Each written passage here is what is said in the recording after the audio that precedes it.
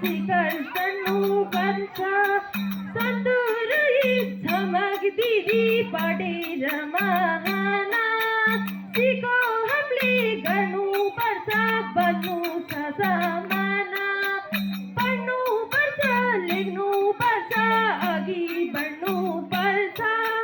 पढी लेखी ज्ञानी बनी शिखर चढ्नुपर्छ।